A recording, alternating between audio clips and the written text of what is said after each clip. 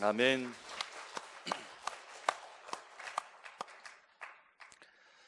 할렐루야.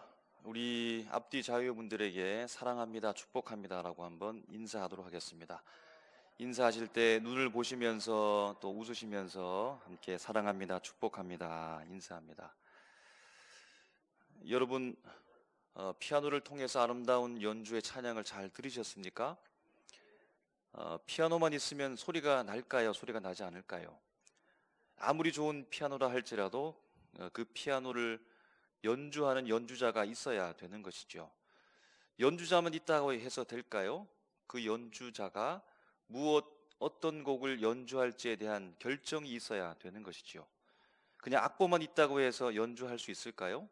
그가 실력이 있어야 연주할 수 있는 것이고, 악보를 보면서 자신이 먼저 그 곡에 대해서 해석하고 이해한 바를 연주를 통해서 우리에게 들려주게 되는 것입니다. 여러분, 세상도 마찬가지입니다. 하나님께서 우리를 향해서 베푸신 아름다운 세상, 요즘의 계절 너무나 좋으시죠? 바깥에 나가면 단풍이 들고 가을의 향기를 만끽할 수 있는 좋은 분위기의 이런 세상이 우리에게 주어져 있는데, 그것을 보면서 우리는 하나님에 대한 주님께서 우리에게 베풀어 주신 은혜에 대한 감동을 마음에 품고, 그렇게 내가 살아가면서 그 마음을 가지고 다른 사람에게 선한 영향력을 끼칠 수 있으면 참으로 좋겠습니다.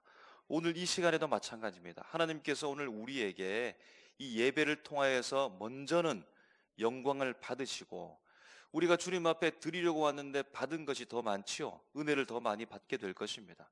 그 은혜, 찬송과 찬양과 말씀에 종합되어진 모든 하나님께서 허락하신 이 순서를 통하여서 내가 그 시간에 참여하고 마음으로 받아서 은혜를 가득 마음에 품고 세상으로 나가서 사람들을 만나면서 하나님의 은혜를 마음껏 전할 수 있기를 주님의 이름으로 축복합니다.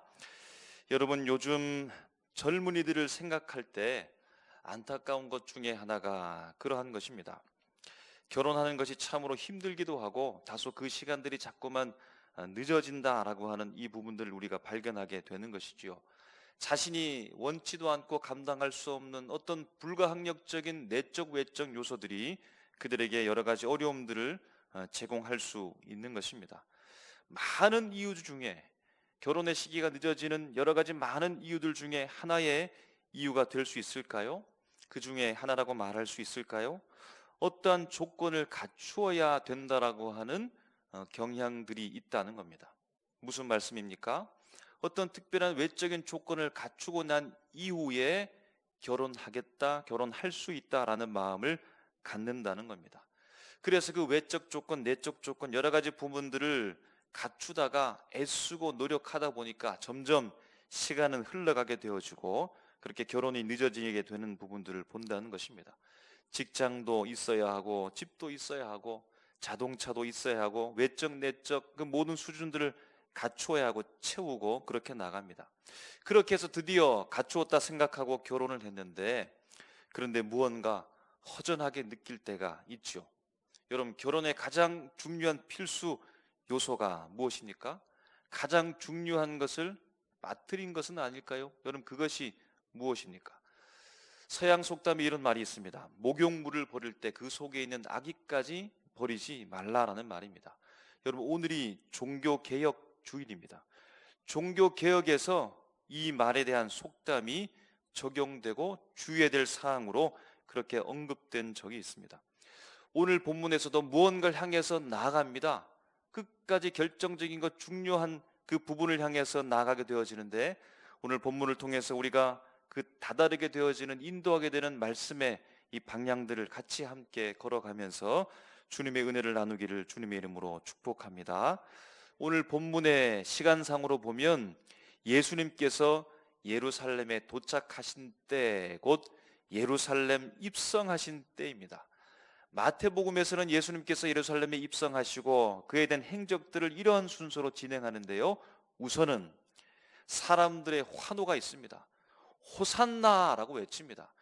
예수 그리스도께서 정치적으로, 군사적으로 이스라엘 백성들을 구원하러 오셨다라고 하는 이 호산나의 외침, 주여 이제 우리를 구원하소서라고 하는 외침을 향하여서 예수님께 이렇게 외치는 겁니다.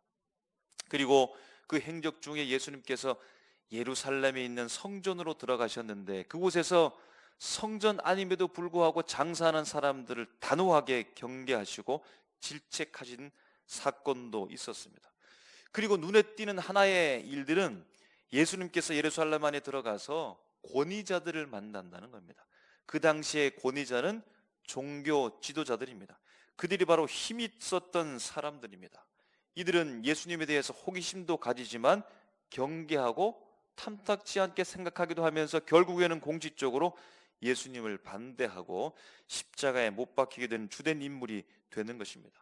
오늘 본문에서는요, 만나게 되는 사람들, 힘 있는 사람, 권력자, 곧 바리새인들입니다. 이 바리새인들은 예수님에 대한 소문을 듣고서 한편으로는 기쁘고 한편으로는 모함하려고는 생각을 가지고 있습니다. 좋아했던 이유는 바리새인과 그 당시에 사상적으로 대립되어 있었던 사두개인들이 있었습니다. 이들과 예수님께서 부활 논쟁을 하면서 예수님이 사두개인들에게 말 못하게 하는, 대답하지 못하게 하는 이 일에 대해서 바리새인들은 기뻐하는 겁니다. 그리고 한편으로 예수님을 지극히 경계하고 오늘 본문에 보면 공경에 빠뜨리려고 합니다. 바리새인들이 모였습니다. 그리고 예수님께 왔습니다. 예수님께 와서 예수님을 만난 이유는 부활에 대한 생각이 같기 때문에 그 생각을 함께 공유하고 격려하고 칭찬하기 위해서 온 것이 아니라 그들의 목적은요, 시험하기 위해서 왔습니다. 예수님을 시험하려고 예수님을 찾아왔는데 그 중에 한 명 율법사가 예수님을 향하여서 오늘 질문하는 것이죠. 율법사는 그 당시에 율법에 있어서 권위자, 율법을 해석할 수 있는 수준의 사람이었습니다. 예수님을 향해서 먼저 첫 마디가 선생님이라고 이렇게 예수님을 부르는 겁니다. 그 말은 예수님을 선생님으로 높여놓고 축혀 세우고 이제 예수님을 향해서 시험하려고 난감한 질문을 하고 대답하지 못하면 예수님의 이런 실패의 이 격차를 크게 실패감을 느끼게 하기 위한 불순한 의도를 가지고 있었다라고 하는 것입니다. 율법사가 질문합니다. 선생님, 율법 중에 어느 계명이 크니까? 라고 질문하는 겁니다. 여러분, 만약 오늘 우리에게 어떤 분이, 어떤 면접관이, 어떤 사람이, 예수 믿지 않는 사람이 우리를 향하여서 성경 말씀 중에 가장 중요한 말씀이 무엇입니까? 성경의 수많은 말씀 중에 단 한마디 선택한다라고 한다면 어떤 말씀을 선택하겠습니까? 라고 질문하면 여러분 뭐라고 대답하겠습니까? 구약 39권, 신약 27권, 총 장수는 1189장, 절수는 좀 의견이 분분할 수 있는데요, 31,102절의 말씀 중에 가장 중요한 말씀 한 구절만 저에게 말해 주십시오라고 하면 여러분 선뜻 대답할 수 있겠습니까? 아마 곰곰이 생각하고 어떤 말씀을 선택할까? 어떤 말씀이 좋을까라고 그렇게 생각할 것입니다. 여기에서 율법사가 말하는 율법 중에 계명이라고 하는 것은 모세 오경을 기본으로 한 에스라의 후예들 서기관들이 만든 613가지의 말씀, 할라카라고 합니다. 곧 행위 규범을 가리키고 있는 것으로 봅니다. 율법의 613가지 이 중에서 가장 중요한 것 하나만 선택해 주십시오라고 예수님께 질문하고 있다라는 것입니다. 이 말씀은 그 당시에 율법에 대해서 이스라엘 백성들이 어떻게 대하고 인식하고 어떻게 실천하고 인지에 대한 여부를 반영해 주기도 합니다. 하나님께서 말씀해 주신 이 율법에 대해서 이스라엘 백성들이 어떻게 구체적으로 지킬까라고 연구하면서 613가지를 만들고 이것을 꼭 지켜야 된다고 이스라엘 백성들을 향하여서 공포했습니다. 그런데 여러분 613가지의 율법을 지키기가 너무너무 힘든 겁니다. 그래서 이것도 반으로 나누려고 했습니다. 어떤 것은 중요하고 어떤 것은 덜 중요하니 이것만은 꼭 지켜라. 248가지는 정말로 중요한 것이기 때문에 꼭 지켜야 된다라고 말하기도 했고 나머지 365가지는 좀 덜 중요하니까 좀 지키지 못해도 어겨도 된다라고 하는 생각들이 있었습니다. 그렇게 기준을 정하다 보니까 율법사끼리도 분쟁이 일어나는 겁니다. 아니, 이것을 어떻게 중요하다고 말할 수 있느냐? 아니, 어떻게 이것을 중요한 것에서 덜 중요한 것을 이렇게 구분할 수 있느냐라고 하면서 그들의 의견이 분분한 때입니다. 그래서 율법사의 생각은 율법에 대해서 이야기하고 해석하고 이들에게 알려주며 가르쳐주며 실행할 수 있도록 하게 하는 그런 생각 속에서 율법의 613가지 중에서 가장 중요한 것이 무엇입니까? 라고 예수님께 질문한 동기가 바로 거기에 있었다는 겁니다. 예수님께서는요, 망설이지 않고 아마 거침없이 대답한 것 같습니다. 내 마음을 다하고 목숨을 다하고 뜻을 다하여 주 너의 하나님을 사랑하라 하셨으니 라고 말합니다. 이 말씀은 신명기 6장 5절 말씀, 쉐마의 말씀을 인용한 말씀입니다. 마음, 목숨, 뜻이라고 하는 건 너의 전 실존을 다해서 너의 전 인격을 통틀어서 주 너의 하나님을 사랑하라. 이것이 첫째 되는 계명이요. 이어서 말씀하시기를 둘째도 이와 같으니라는 말은 동등선상에 있다는 겁니다. 차별된 것이 아니라 첫째와 둘째는 동등선상에 있으니라고 말하면서 이어가는 말씀이 레위기 19장 18절의 말씀입니다. 내 이웃을 내 자신같이 사랑하라 하셨으니, 이 두 계명이 온 율법과 선지자, 구약의 전체 말씀에 대한 집약 곧 강령이니라, 의존한다, 요약한다는 말입니다. 온 율법 전체 말씀에 이 요약을 예수님께서 두 가지로 해 주었다는 겁니다. 율법사는 613가지 중에 단 한 가지만 고르십시오라고 시험했는데 예수님께서는 전체 율법의 말씀을 요약하셔서 두 가지로 말씀하는 겁니다. 주 너의 하나님을 사랑하고 내 이웃을 내 몸같이 사랑하라 라고 하는 이 두 가지 말씀을 요약해서 율법사에게 알려준 겁니다. 여러분, 율법사가 율법에 대해서 묻고 예수님께서 율법에 대해서 말씀하셨습니다. 하나님께서 율법을 왜 이스라엘 백성들에게 오늘 우리에게 주신 이유가 무엇일까요? 율법에 대한 기능이 무엇이겠습니까? 여러분, 첫째는 율법은 하나님의 말씀이기 때문에 하나님의 말씀, 이스라엘 백성들을 향한 하나님의 계시라고 볼 수 있는 겁니다. 하나님께서 왜 이스라엘 백성 그들을 향하여서 계시 말씀하신 이유가 무엇입니까? 그것은 관계를 맺기 위해서입니다. 언약의 관계를 맺기 위해서입니다. 나는 너의 하나님이 되고 너희는 나의 백성이 되게 하기 위한 그 말씀을 하나님께서 그들에게 율법을 통해서 말씀한 겁니다. 그래서 무엇하겠다는 겁니까? 나는 너의 하나님이 되고 너희는 나의 백성이 되어서 너희가 율법을 가지고 거룩하게 하나님의 백성으로 살게 하기 위해서 이 율법을 주었다라고 하는 겁니다. 율법의 기능이 그러한 것입니다. 하나님에 대한 말씀의 기능, 그들이 언약의 백성이 되게 하는 기능, 율법의 말씀으로 살아서 거룩한 백성이 되게 하기 위해서 주님께서 그 기능을 위해서 율법을 주셨다라는 겁니다. 그리고 여러분, 왜 하나님께서 이 율법의 할라카, 이 행위, 규범 613가지를 비롯해서 모세의 율법, 십계명, 구약의 39권의 말씀을 또한 시대를 따라서 선지자를 보내면서 그토록 그 백성들에게 말씀했던 이유는 무엇이겠습니까? 여러분, 답은 단순하게 찾기 쉽습니다. 반대로 생각하면 됩니다. 그 땅에 율법의 할라카, 행위, 규범 613가지의 정신, 그 내용이 담은 그 삶의 모습들이 그 땅에 없었다는 겁니다. 구약의 39권의 말씀에 대한 내용이 그 땅 가운데 지켜지지 않고 있었다는 겁니다. 요약된 십계명의 말씀이 그 땅 가운데 하나님의 말씀으로 실현되고 있지 않았다는 겁니다. 그 땅에 하나님 사랑과 이웃 사랑이 없었기 때문에, 하나님을 사랑하고 이웃을 사랑하는 그 사랑이 깨어졌기 때문에 하나님을 사랑하고 이웃을 사랑하는 그 사랑을 그들이 더 이상은 하지 않았기 때문에 오늘 하나님께서 율법을 통하여 그들에게 주셨다는 겁니다. 이 할라카 613가지도 허용하셨다는 겁니다. 모세의 오경의 말씀을, 구약의 말씀을, 십계명의 말씀을 그들에게 허락하고 주었다라는 겁니다. 여러분, 하나님께서 빛, 궁창, 해달, 별, 땅, 바다, 강, 식물, 조류, 어류 다 창조하신 이후에 마지막 창조의 꽃인 무엇을 만들었지요? 바로 우리 사람을 하나님께서 만드셨습니다. 그리고 난 이후에 아담을 보시면서, 오늘 우리를 보시면서 만드신 이후에 뭐라고 감탄의 말을 하신지 여러분 기억하시죠? 우리 따라하겠습니다. 보시기에 좋았더라.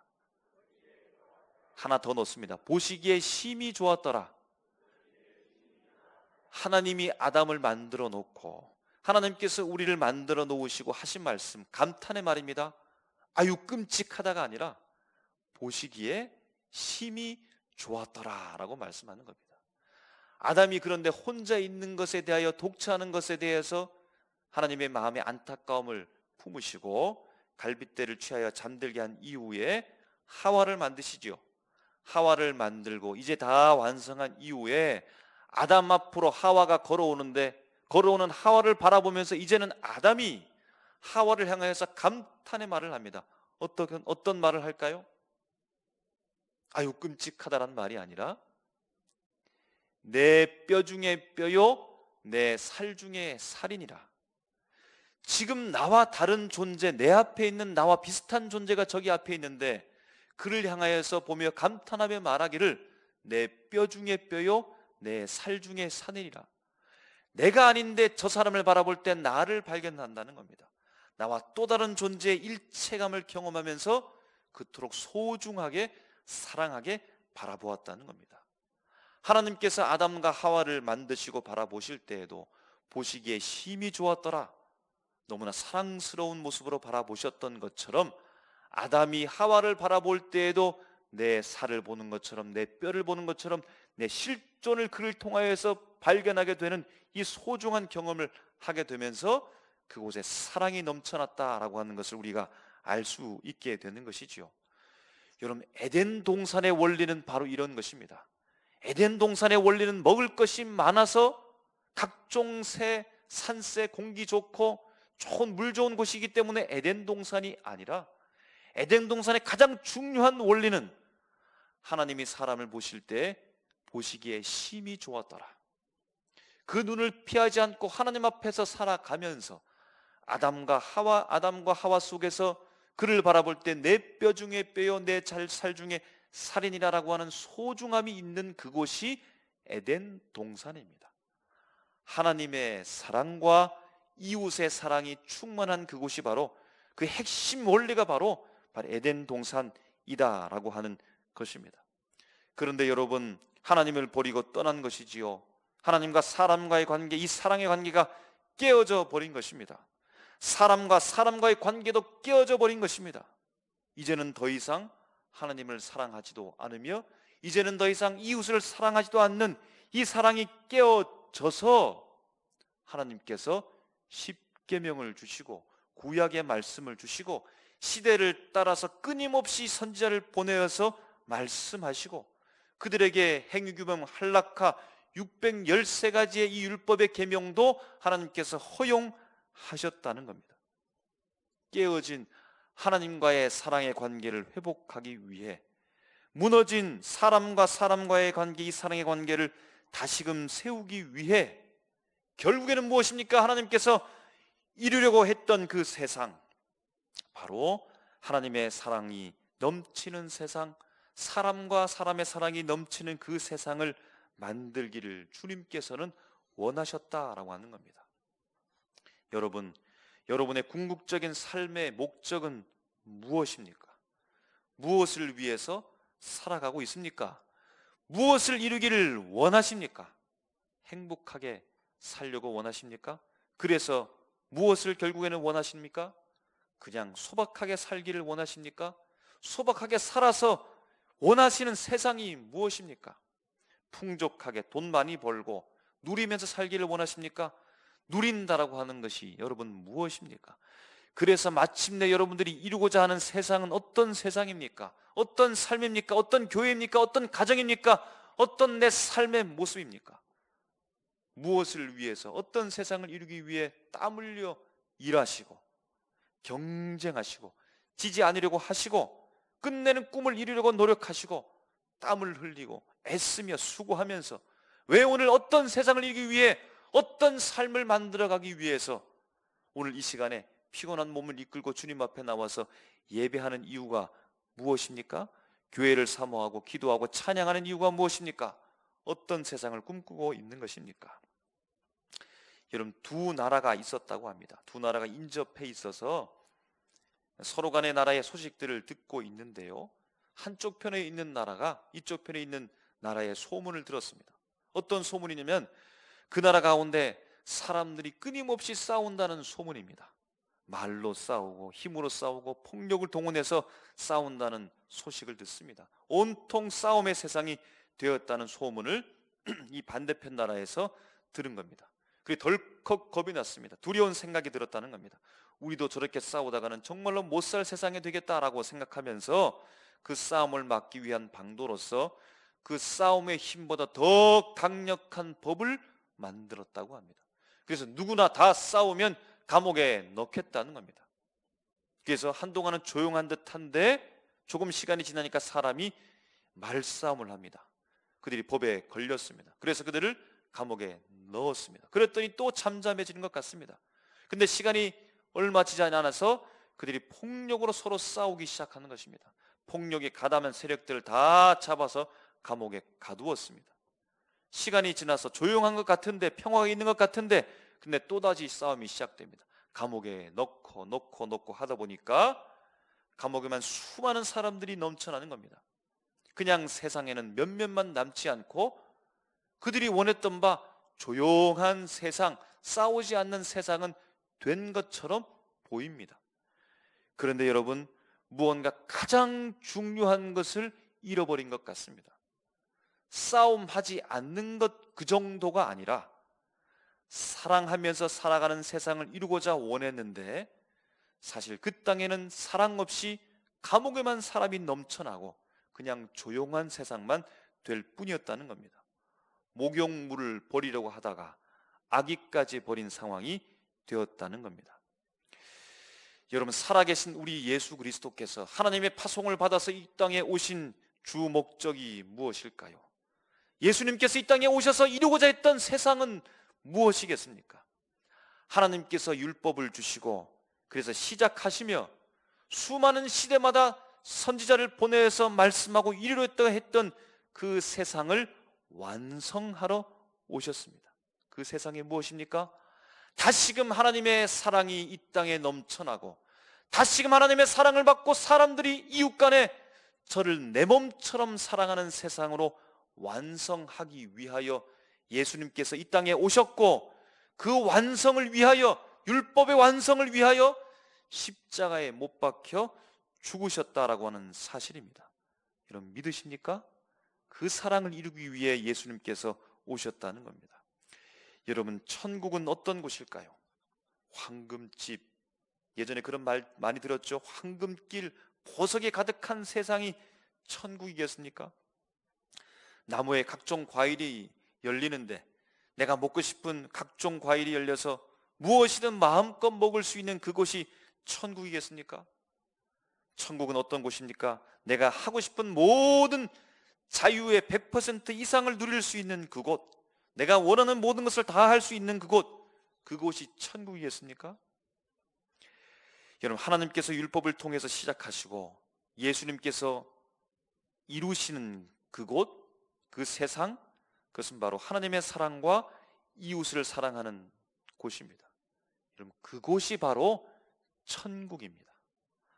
아담과 하와가 쫓겨났던 에덴 동산의 원리와 천국의 원리는 똑같습니다. 돈이 많고 부자가 되고 권력을 쟁취하고 힘을 가지고 자유를 자신의 것 이상으로 사용할 수 있고 명예와 명성과 자신의 이름을 세상에 떨칠 수 있는 곳이 천국이 아니라 하나님의 사랑, 이웃의 사랑이 가득한 곳이 바로 천국인 줄 믿습니다. 주님은 우리에게 우리 연수가 다해서 죽어야만 가는 세상이 천국일 뿐만 아니라 예수 그리스도께서 다시 오신 그 재림의 때만이 천국이 아니라 바로 이 시간, 이 자리, 이곳에서 천국을 미리 맛보게 해 주셨는데, 그것이 어딘 줄 아십니까, 여러분? 여러분이 지금 앉아 계신 교회가 천국의 모형입니다. 교회가 천국의 그림자입니다. 천국이 도대체 어떤 곳인가 미리 맛보기 위해서는 바로 교회를 통해서 주님께서 오늘 우리에게 선물로 주셨다라고 하는 것입니다. 그러므로 교회의 정말 교회됨은, 가장 좋은 교회는, 가장 건강한 교회는, 이 시대를 이끌어갈 수 있는 교회는 천국을 담아내는 교회가 되어야 된다는 사실입니다. 돈이 없어도 천국을 누릴 수 있습니다. 권력이 없어도 천국을 누릴 수 있습니다. 명예와 명성이 없어도 천국을 누릴 수 있습니다. 내 높은 이름이 없어도 천국을 누릴 수 있습니다. 병들어도 천국을 누릴 수 있습니다. 고통 속에 있어도 천국을 누릴 수 있습니다. 비록 혼자의 삶을 산다 할지라도 천국을 경험할 수 있습니다. 어떻게 해요? 예수 이름으로 하나님을 사랑하고 예수 이름으로 내 이웃을 내 몸과 같이 사랑하는 그곳을 만들 때, 그러한 교회가 되어질 때에 바로 그곳을 통하여 천국을 경험하고 천국을 맛보며 천국을 누리며 살게 될 줄로 믿습니다. 바로 그것이 우리 교회인 줄로 믿습니다.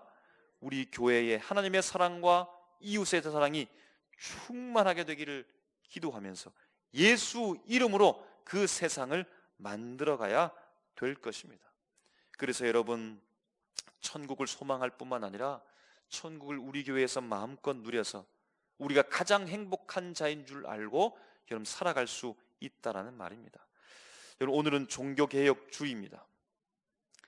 그동안 법으로 굳어지고 차가워진 이 말씀과 복음에 대한 우리가 경험하게 되어지는 그 말씀과 복음, 이제는 굳은 마음을 제거하고 다시금 개혁하여서 하나님께서 율법과 예수 그리스도를 통하여서 시작하시고 완성하시는 그 세상을 미리 맛보게 될 그 천국을 우리가 분명히 만들어내야 될 줄로 믿습니다. 하나님의 사랑을 충만케 임하게 하십시오. 예수 그리스도의 이름으로 이웃을 사랑해 가십시오. 그래서 여러분, 찬송가가 많이 있는데 저는 이 찬송가를 부를 때마다 하나님의 천국을 경험하게 됩니다. 후렴은 빼고 1절, 2절, 3절입니다. 사철의 봄바람 불어있고 하나님 아버지 모셨으니 믿음의 반석도 든든하다. 우리 집 즐거운 동산이라. 2절입니다. 어버이 우리를 고이시고 동기들 사랑에 뭉쳐있고 기쁨과 서름도 같이 하니 한간의 초가도 천국이라. 3절입니다. 아침과 저녁에 수고하여 다 같이 일하는 온 식구가 한 상에 둘러서 먹고 마셔 여기가 우리의 낙원이라. 즐거운 동산 같은 우리 교회, 초가 삼간이라 할지라도 천국을 만드는 우리 교회, 여기가 낙원이라 고백할 수 있는 우리 교회, 예수 이름으로 하나님께서 만들려고 했던, 회복하기 원했던 에덴 동산을 성취하려고 했던 그 하나님의 마음을 읽고서 예수 이름으로 하나님의 사랑을 가득하게 하십시오. 예수 이름으로 이웃을 내 자신같이 나보다 더 소중하게 사랑하여서 천국을 누리는 우리 교회 모두가 되시기를 주님의 이름으로 축복합니다. 기도하겠습니다. 하나님